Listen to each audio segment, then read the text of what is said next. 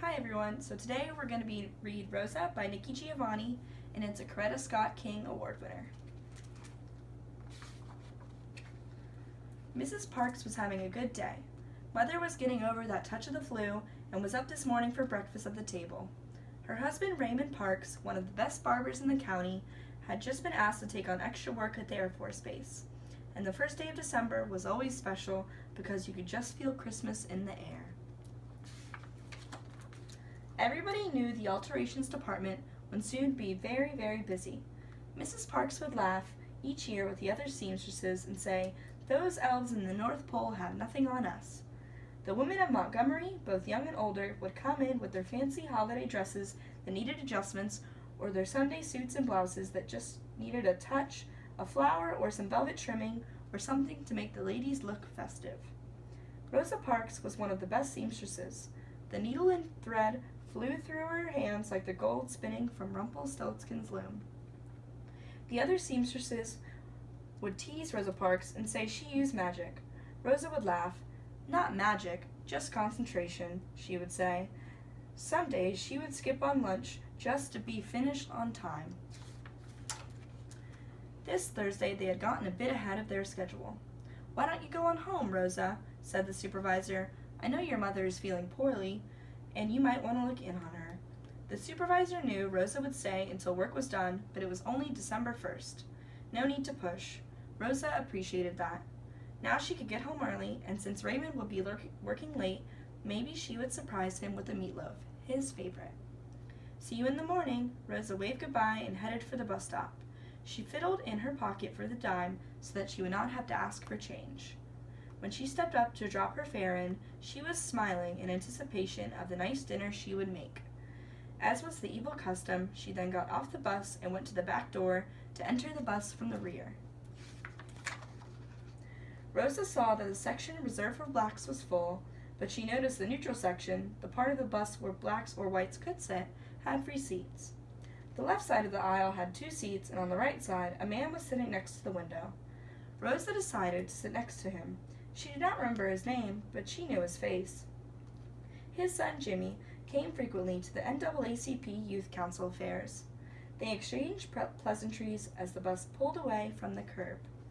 Rosa settled her sewing bag in her purse near her knees, trying not to crowd Jimmy's father.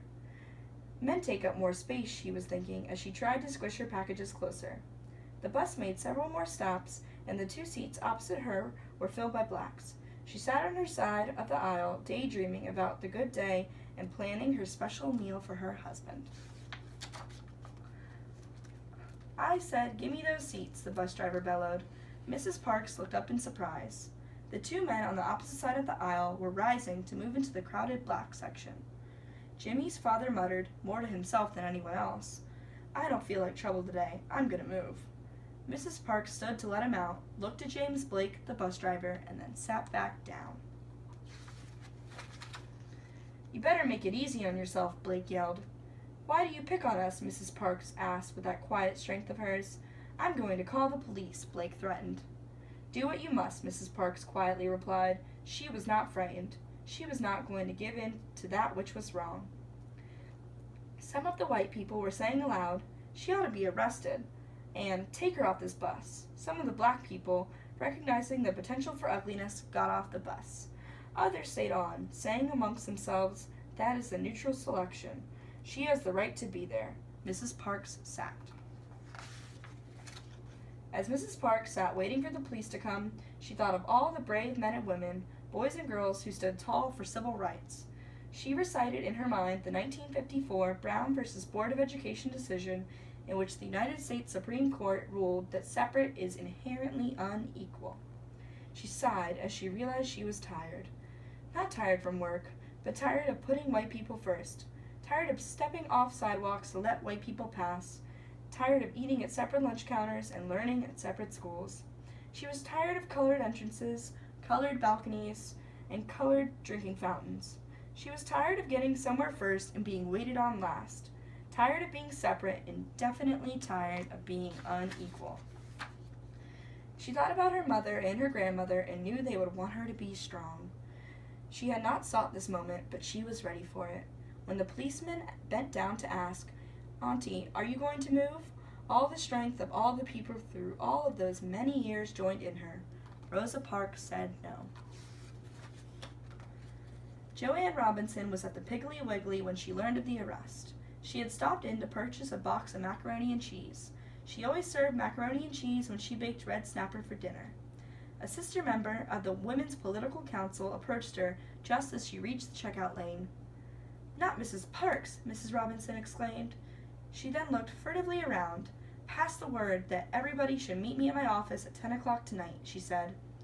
Mrs. Robinson was also Dr. Robinson, a professor at Alabama State, the college designated for colored people, and she was the newly elected president of the Women's Political Council. She rushed home to put dinner on the table, cleaned up the kitchen, and put the kids to bed. She kissed her husband goodbye and hurried to the college. It was dark when they finally gathered. The 25 women first held hands in prayer in hopes that they were doing the right thing. After all, they were going to use the stencil maker, printer, and paper of Alabama State without permission. If they were caught at the college, they could all be arrested for trespassing, but they were working to undermine a vicious law.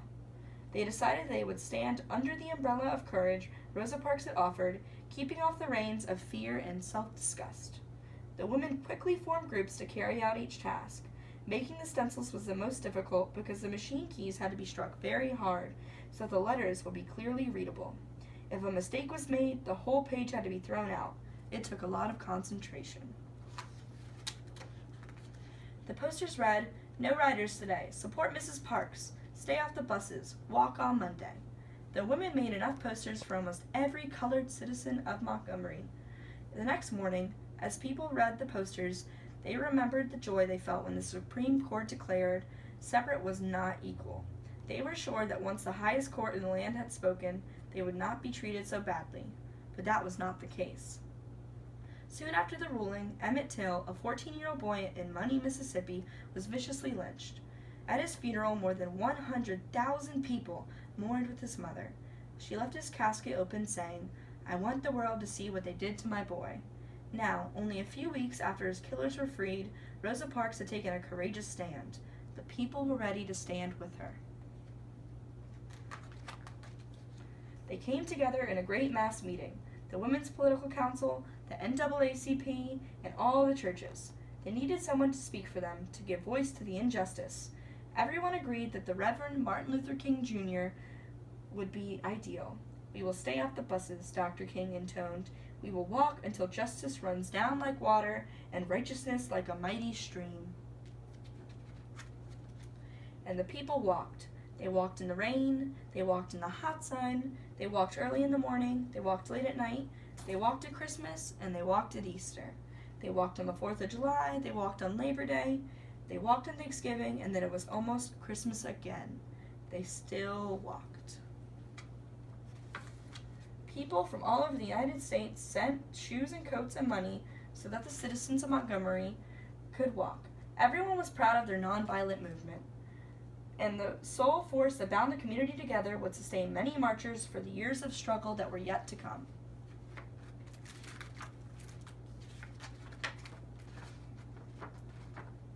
On November 13, 1956, almost a year after the arrest of Rosa Parks, the Supreme Court of the United States ruled that segregation on the buses, like segregation at schools, was illegal. Segregation was wrong. Rosa Parks said no so the Supreme Court could remind the nation that the Constitution of the United States could make no provision for second-class citizenship. We are all equal under the law and are all entitled to its protection. The integrity, the dignity, and the quiet strength of Rosa Parks turned her no into a yes for change. The end.